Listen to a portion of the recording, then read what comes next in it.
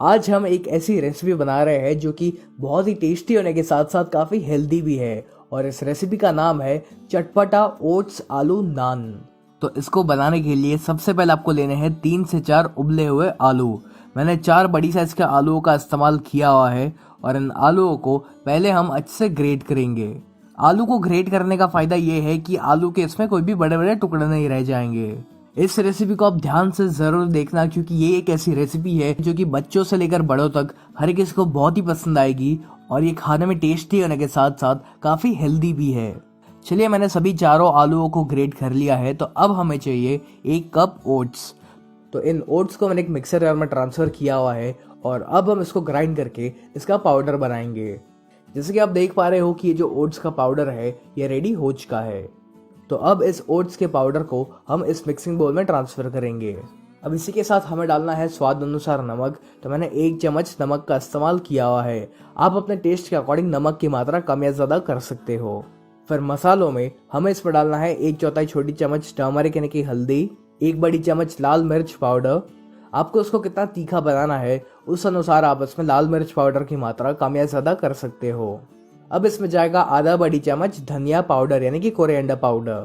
फिर इसमें एक चटपटा टेस्ट लाने के लिए हम इसमें ऐड करेंगे 1/4 छोटी चम्मच चाट मसाला।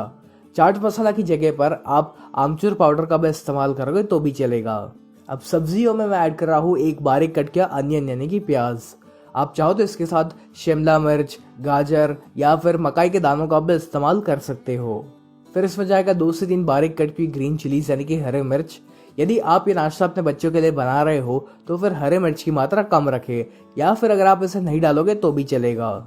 इसी के साथ इसमें जाएगा 1 इंच अदरक यानी कि जिंजर और इस अदरक को मैंने ग्रेट करके रखा हुआ था। और अब सबसे आखिर में हम इसमें ऐड करेंगे थोड़ा सा कोरिएंडर यानी कि धनिया।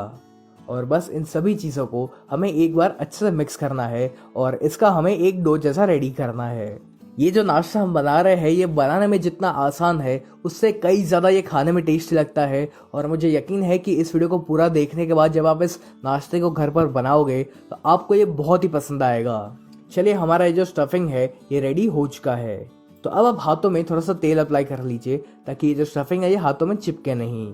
और अब हमें इसमें से मीडियम साइज के बॉल्स बनाने हैं और फिर इसको हल्के हाथों से दबाकर हम इसको एक टिक्की या फिर कटलेट का शेप देंगे। यदि आपके पास कुकी कटर अवेलेबल हो तो उसका इस्तेमाल करके आप इसको अलग अलग शेप दे सकते हो। चलिए, जैसा कि आप देख रहे हो कि ये जो टिक्की है ये रेडी हो चुकी है और ठीक इसी प्रकार से आपको बाकी सारी टिक्की को भी बनाकर रेडी करना है। ठीक इसी प्रकार से मैंने सारी टिक्की रेडी कर ली है और इतनी क्वांटिटी में से टोटल 10 टिक्की बनकर रेडी हो चुकी है। तो अभी फिलहाल हम इसको साइड पर रखेंगे और अब हमें एक डो बनाना है। तो इस डो को बनाने के लिए मैंने लिया है आधा कप मैदा यानी कि ऑल पर्पस फ्लावर और इसी के साथ मैं इसमें ऐड कर रहा हूँ आधा कप गेहूं का आटा यानी कि व्हीट फ्लावर। आप चाहो तो इस रेसिपी को सिर्फ और सिर्फ मैदा में भी बना सकते हो या फिर सिर्फ और सिर्फ गेहूं के आटे से भी बना सकते हो। इसी के साथ इसमें जाएगा स्वाद अनुसार नमक। तो मैंने इसमें 1 छोटी चम्मच नमक का इस्तेमाल किया हुआ है। और फिर हम इसमें ऐड करेंगे 1 बड़ी चम्मच तेल। तेल का इस्तेमाल करना ऑप्शनल है, आप इसे नहीं डालोगे तो भी चलेगा। अब बस हमें इसमें थोड़ा थोड़ा पानी ऐड करते जाना है और इसका एक डो रेडी करना है। और ये जो डो हम बना रहे हैं ये सेमी सॉफ्ट होना चाहिए, यानी कि ना ही बहुत ज़्यादा हार्ड होना चाहिए और ना ही बहुत ज़्यादा सॉफ्ट होना चाहिए। तो उसी के अनुसार इसमें पानी का इस्तेमाल करें। जब ये डो एक बार इकट्ठा हो जाए तब आपको इसको 2 मिनट के लिए अच्छे से मसलना है। चलिए, ये जो डो है ये रेडी हो चुका है। तो अब हम इसको 10 मिनट के लिए रेस्ट करने देंगे और जब तक ये डो रेस्ट करता है तब तक हम बाकी की तैयारी करेंगे। तो अब एक पैन में या फिर एक तवे के ऊपर आपको सिर्फ 1 या 2 बड़ी चम्मच तेल का इस्तेमाल करना है और इस तेल को हम अच्छे से गर्म होने देंगे। तेल जब गर्म हो जाए तब जो टिक्की हमने बनाकर रखी हुई थी वो हम इसमें रखेंगे और फिर इस टिक्की को हमें स्लो या फिर मीडियम फ्लेम पर तब तक सेकना है जब तक कि हल्की सी ब्राउन और क्रिस्पी नहीं हो जाती। इनको आप हाई फ्लेम पर मत सेकना वरना ये बहुत ही ज़्यादा ब्राउन हो जाएगी और अंदर से कच्ची रह जाएगी। तो इसलिए इसको स्लो फ्लेम पर ही सेके ताकि इसका जो कलर है वो भी काफ़ी बढ़िया आए और एकदम ही अच्छे से क्रिस्पी भी हो पाए और अंदर से भी अच्छे से कुक हो जाए। इनको आप बीच बीच में पलटते रहिए ताकि ये कहीं पर जल ना जाए। आप चाहो तो इन टिक्की को शैलो फ्राई करने के बजाय डीप फ्राई भी कर सकते हो, लेकिन इनको डीप फ्राई करने से पहले आप इसको मैदा की स्लरी में एक बार अच्छे से डिप कर लीजिए और फिर उसको ब्रेड क्रम्ब से कवर कर लीजिए। ऐसा करने से आपकी जो टिक्की है इसमें एक बहुत ही बढ़िया सा टेक्सचर तो आएगा ही, साथ ये जो टिक्की है ये बहुत ही ज़्यादा क्रिस्पी बनेगी। तो ये आपके ऊपर है कि आपको इसको डीप फ्राई करना है या फिर इस तरह से एकदम ही कम तेल में इसको सेकना है। तो क्योंकि आज मैं इसको एकदम ही हेल्दी तरीके से बना रहा हूँ, इसलिए मैंने एकदम ही कम तेल का इस्तेमाल किया हुआ है। और अब जैसे कि आप देख पा रहे हो कि ये जो टिक्की है ये एकदम ही अच्छे से सिक चुकी है। तो अब हम इसको बाहर निकाल लेंगे। इनको आप चाहो तो एक टिश्यू पेपर पर निकाल सकते हो ताकि जो भी एक्सेस ऑयल हो वो एब्जॉर्ब हो जाए। ठीक इसी प्रकार से आपको बाकी सारी टिक्की को भी बनाकर रेडी करना है। अब हमारे डो को भी रेस्ट के तकरीबन 10 मिनट हो चुकी है। तो अब हम इस डो को वापस 1 मिनट के लिए मसलेंगे और फिर इस डो में से हमें इस प्रकार का मीडियम साइज का बॉल या फिर पेड़ा बनाना है।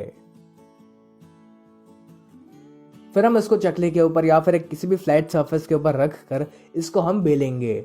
लेकिन इसको हमें बहुत ज़्यादा भी पतला नहीं बेलना है और ना ही इसको बहुत ज़्यादा मोटा बेलना है।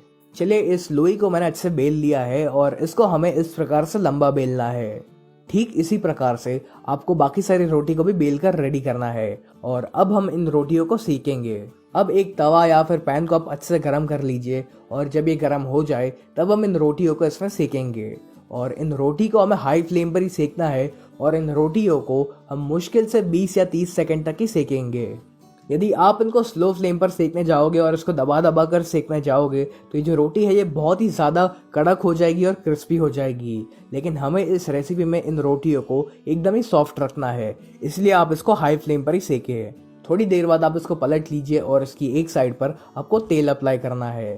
तो जैसे कि आप देख रहे हो कि मैं बहुत ही कम तेल का इसमें इस्तेमाल कर रहा हूँ। अब इसको पलट कर हमें इसकी दूसरी साइड पर भी थोड़ा सा तेल का इस्तेमाल करना है। चलिए हमारी ये जो रोटी है ये अच्छे से सिक चुकी है, तब हम इसको बाहर निकाल लेंगे। और ठीक इसी प्रकार से आपको बाकी सारी रोटी को भी बनाकर रेडी करना है। अब आपको एक बाउल में लेना है 2 से 3 बड़ी चम्मच मेयोनीज। मैंने ये एगलेस वेज मेयोनीज का इस्तेमाल किया हुआ है। अब इसी के साथ हम इसमें ऐड करेंगे 1 बड़ी चम्मच टोमेटो केचप। यदि आपके पास मेयोनीज ना हो तो आप इसे नहीं डालोगे तो भी चलेगा, आप सिर्फ और सिर्फ इसमें टोमेटो केचप का इस्तेमाल करिए।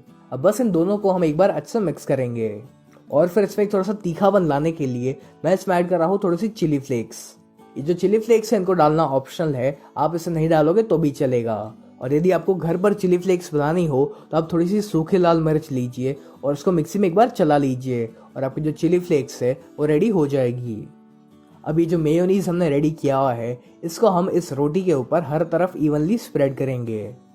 आप चाहो तो इसके ऊपर थोड़ा सा चीज़ का भी इस्तेमाल कर सकते हो। चलिए मैंने दोनों रोटियों के ऊपर इस मेयोनीज को स्प्रेड कर लिया है। तो अब इसके ऊपर हम इस प्रकार की ओनियन की रिंग्स रखेंगे। फिर जो टिक्की हमने बनाई हुई थी उसको हमें इसके ऊपर रखना है और बस इस रोटी को हम फोल्ड करेंगे। चलिए हमारी ये जो चटपटा ओट्स आलू नान है ये ऑलमोस्ट रेडी हो चुकी है और ठीक इसी प्रकार से हमें बाकी सभी को भी रेडी करना है। यदि आप इसमें कुछ वेरिएशंस लाना चाहते हो तो आप मेयोनीज की जगह पर शेजवान सॉस का भी इस्तेमाल कर सकते हो। अब सबसे आखिर में हम इसको ग्रिल करेंगे। तो मैंने मेरे सैंडविच ग्रिलर को अच्छे से गर्म कर लिया है और अब हम इसके ऊपर थोड़ा सा तेल अप्लाई करेंगे और फिर जो हमारी चटपटा ओट्स आलू नान है इसको हमें इसके ऊपर रखना है और इनको हम तब तक ग्रिल करेंगे जब तक ये एकदम ही गोल्डन ब्राउन और क्रिस्पी नहीं हो जाती। मुझे इनको अच्छे से ग्रिल करने में तकरीबन 5 मिनट लगी हुई थी। और अब जैसे कि आप देख पा रहे हो कि हमारी जो चटपटा ओट्स आलू नान है ये अच्छे से ग्रिल हो चुकी है। तो अब हम इसको बाहर निकाल लेंगे। तो कैसी लगी आपको ये चटपटा ओट्स आलू नान की रेसिपी? ये दिखने में जितनी सुंदर है ना उससे कई ज़्यादा ये खाने में क्रिस्पी, टेस्टी और बहुत ही डिलीशियस है।